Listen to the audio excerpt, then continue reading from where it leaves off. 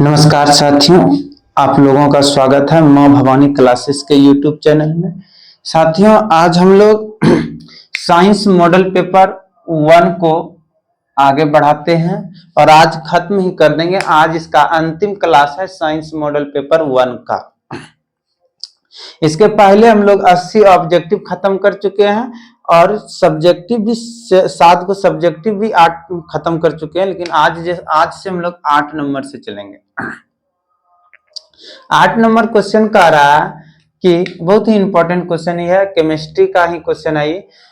संतृप्त और असंतृप्त हाइड्रोकार्बन में अंतर स्पष्ट करें। संतृप्त और असंतृप्त हाइड्रोकार्बन में अंतर स्पष्ट करें। तो आइए हम लोग देखते हैं इसमें इसका आंसर लिखे कि संतृप्त और असंतृप्त हाइड्रोकार्बन में निम्नलिखित अंतर है। तो कॉपी को 2 भागों में बांट लेना है। एक तरफ लिखना है संतृप्त, एक तरफ लिखना है संतृप्त, संतृप्त लिखना है, और दूसरे तरफ लिखना है असंतृप्त, असंतृप्त, असंतृप्त लिखना है। मतलब एक तरफ लिखना है संतृप्त हाइड्रोकार्बन और दूसरे तरफ लिखना है असंतृप्त।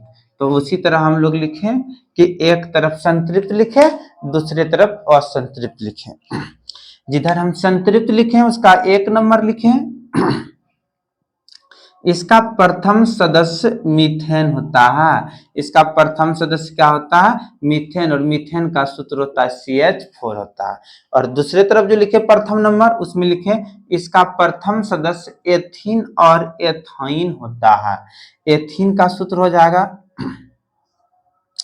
सूत्र नहीं, सूत्र लिख देते हैं C2H4 हो जाएगा एथीन का सूत्र, और एथाइन का सूत्र हो जाएगा C2H2 हो जाएगा। तो इसका प्रथम सदस्य मीथेन होता है और असंतृप्त हाइड्रोकार्बन तरफ लिखिए इसका प्रथम सदस्य एथीन और एथाइन होते हैं।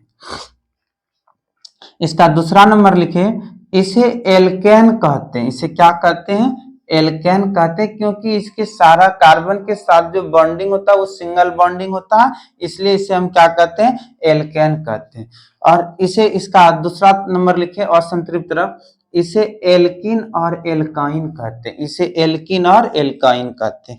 इसका तीसरा नंबर लिखे हैं, यह कम क्रियाशील होते हैं। ये कम क्रियाशील होते हैं, मतलब संतृप्त हाइड्रोकार्बन जो होता है वो क्या होते हैं? कम क्रियाशील होते हैं। लेकिन असंतृप्त हाइड्रोकार्बन जो होता है, लिखना है कि यह ज्यादा क्रियाशील होते हैं। ज्यादा क्रियाशील होते हैं क्योंकि ये जो कार्बन के साथ बॉन्डिंग करता है इसमें डबल और ट्रिपल बॉन्ड पाए जाते हैं।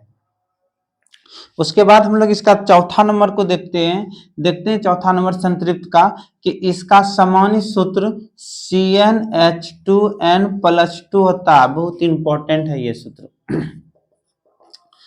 CnH2n+2 होता है।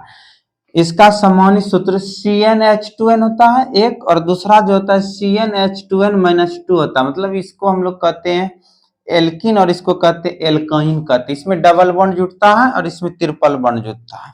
और 5वां नंबर अगर लिखना है तो लिख लो, इसमें कार्बन की चारों संयोजकता एकल बंध से जुड़े होते हैं। मतलब कार्बन की चारों संयोजकता जो होता है ऐसे एकल बंध से जुड़ा होता है।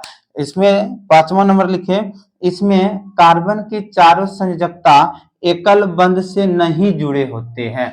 तो संतृप्त और असंतृप्त हाइड्रोकार्बन में अंतर बताइए। ये क्वेश्चन खत्म हो गया। अब हम लोग चलते हैं 8 नंबर क्वेश्चन पे। तो क्वेश्चन नंबर 9 है। क्वेश्चन नंबर 9 को देखिए। क्वेश्चन नंबर 9 है कि संयोजन अभिक्रिया को परिभाषित कीजिए। ये 2 नंबर में पूछता है, 2 अंक में पूछता है। एक प्रश्न को बिहार बोर्ड में एक प्रश्न पूछा जाता है, चैप्टर नंबर 1 से एक प्रश्न है कि संयोजन अभिक्रिया को परिभाषित कीजिए। तो हम लोग परिभाषित किए, देखिए इसका आंसर लिखे कि जब दो अभिकारक साथ मिलकर एक उत्पाद बनाते हैं तो उसे संयोजन अभिक्रिया कहते हैं। मतलब 2 अभिकारक, जैसे कि समीकरण में होता है कि इस तरह तीर का निशान रहता है, इधर अभिकारक को लिखा जाता है, इधर अभिकारक को लिखते हैं, और तीर के उस पार में जो बनता है इसी को हम लोग कहते हैं उत्पाद कहते हैं, उत्पाद कहते हैं या प्रतिफल कहते हैं। मतलब लिखे जब दो अभिकारक कुछ भी रहे, देखो एग्जांपल में देख लो कि दो अभिकारक, एक जैसे ए है और बी है, इसको हम क्या कहेंगे, अभिकारक बोलेंगे, अभिकारक। जब दो अभिकारक आपस में मिला और मिल करके एक नए उत्पाद का निर्माण किया, उत्पाद बनाया, उत्पाद, एक नया उत्पाद का निर्माण किया, तो इसी को हम लोग क्या कहते हैं, संयोजन अभिक्रिया कहते हैं। जैसे कि एक कली चूना है CaO, बिना बुझा हुआ चूना का सूत्र है, ये कार्बन डाइऑक्साइड से रिएक्शन किया तो क्या बना दिया, संगमरमर का सूत्र बना दिया, कैल्शियम कार्बोनेट, संगमरमर बना दिया। तो मतलब दो अभिकारक आपस में जुटने के बाद एक नया उत्पाद बनाया, उसी को हम लोग क्या बोले, संयोजन अभिक्रिया। जैसे समीकरण में कहीं भी इस तरह मिले कि अभिकारक तरफ दूर है, एक ये है एक ये है, दो आपस में मिल करके उत्पाद या प्रतिफल तरफ जा करके एक बन जाए, तो उसी को हम लोग क्या बोलेंगे, संयोजन अभिक्रिया। ये बुझा हुआ चूना का सूत्र है, बुझा हुआ चूना, इसी का नाम होता है कैल्शियम हाइड्रोक्साइड। तो क्वेश्चन नंबर 9 खत्म हो गया, तो हम लोग क्वेश्चन नंबर 10 पे चलते हैं। क्वेश्चन नंबर 10 पे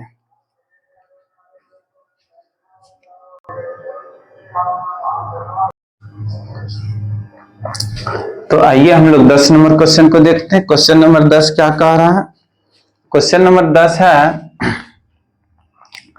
कि अवक्षेपण अभिक्रिया का वर्णन एक उदाहरण के साथ कीजिए।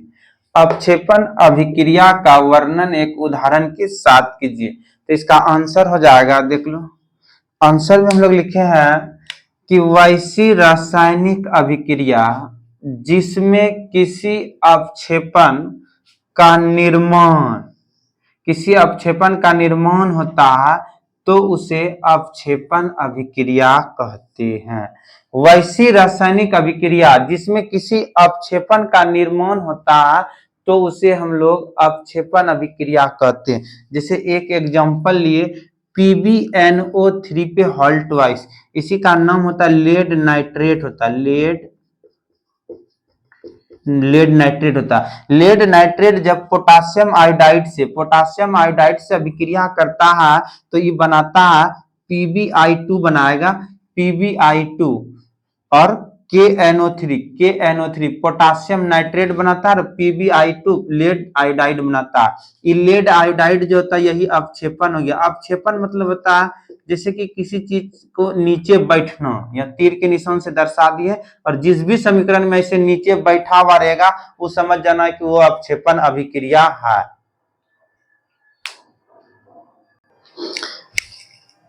क्वेश्चन नंबर 10 के बाद क्वेश्चन नंबर 11 पे चलते हैं। लाइट चले गया, चलो 11 नंबर क्वेश्चन को देखते हैं। 11 नंबर क्वेश्चन है कि मछली, केचुआ, मच्छर और मनुष्य के मुख्य श्वसन अंगों के नाम लिखे।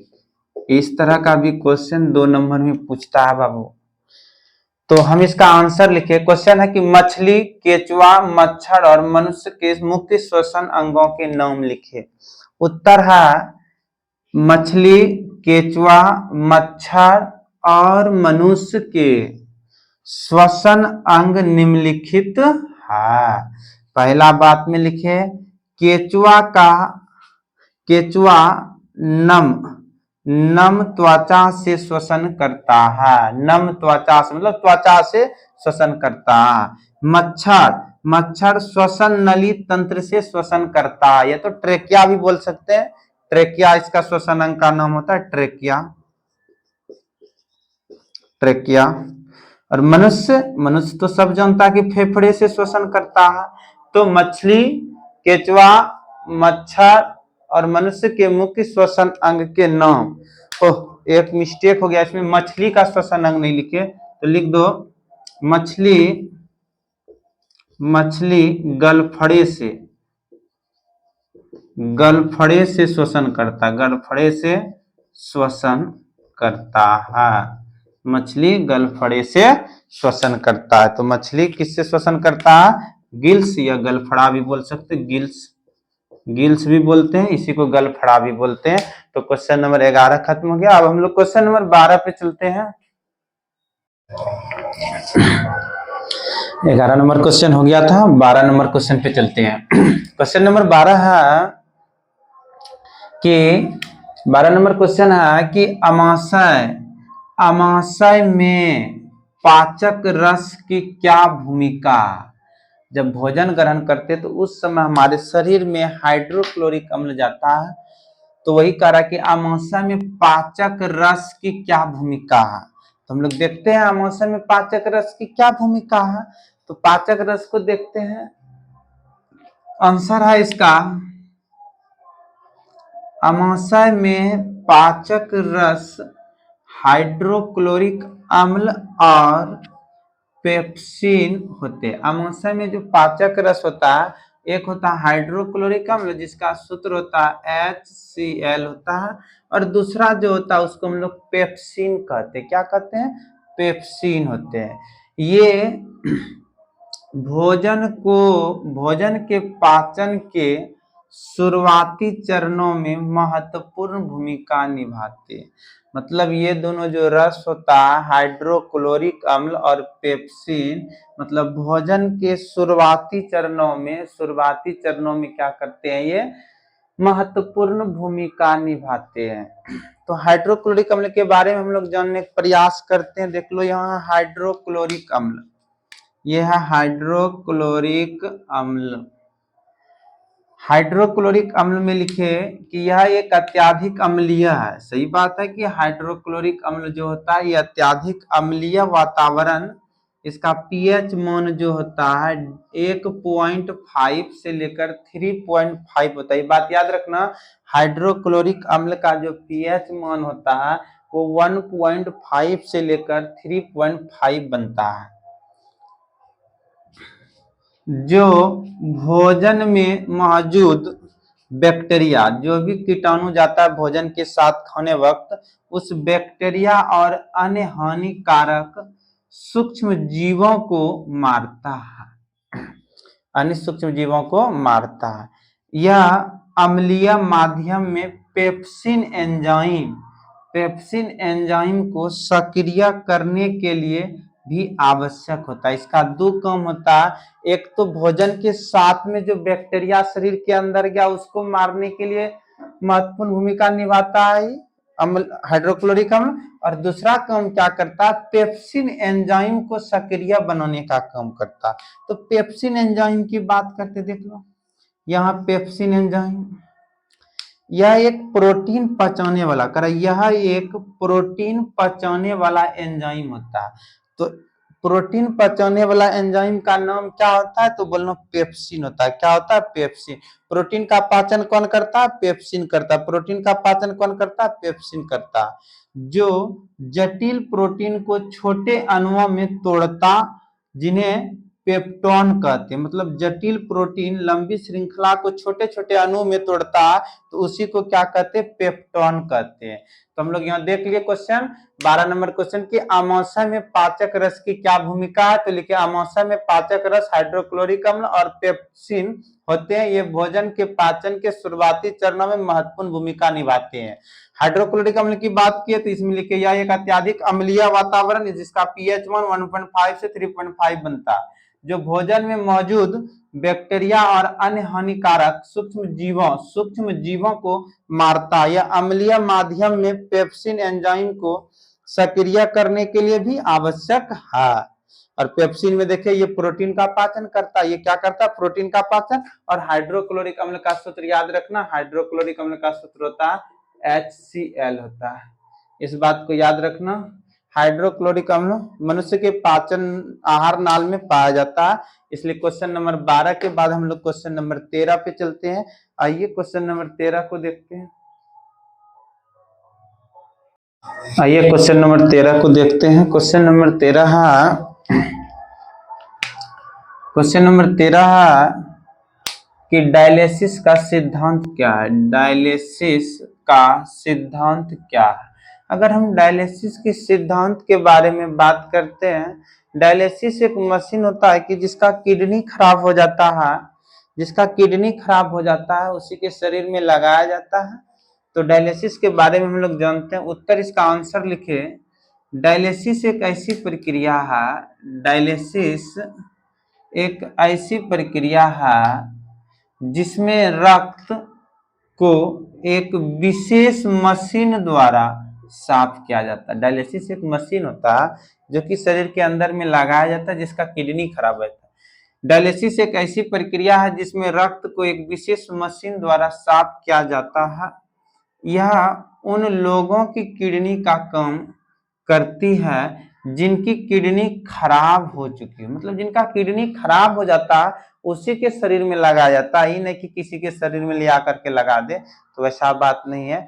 यह एक अर्ध पारगम झिल्ली का उपयोग करके रक्त से अपशिष्ट उत्पाद, मतलब जो भी अपशिष्ट उत्पाद और अतिरिक्त तरल पदार्थ को बाहर निकलने की काम करते हैं। कौन करता है? Dialysis machine. मतलब जिस आदमी का किडनी खराब हो जाएगा तो उसके शरीर में जो रक्त होगा, रक्त में जो अपशिष्ट पदार्थ होगा उससे तरल पदार्थ को और अपशिष्ट पदार्थ को बाहर निकालने का काम करेगा कौन सा मशीन? तो डायलिसिस मशीन करता है, डायलिसिस मशीन करता है। तो इसी में आप लोग कमेंट करके बताइएगा कि मनुष्य के रक्तचाप का मान कितना होता है। तो आज का क्लास यहीं पे समाप्त करते हैं और मेरा मॉडल साइंस मॉडल पेपर 1 खत्म हो गया। अब हम लोग साइंस मॉडल पेपर 2 पे चलेंगे, लेकिन पहला इसका टेस्ट लिया जाएगा। इसका टेस्ट हम लोग एक दिन रखते हैं और उसके बाद साइंस मॉडल पेपर को फिर से पढ़ेंगे, 2 को पढ़ेंगे, 1 खत्म हो गया। तो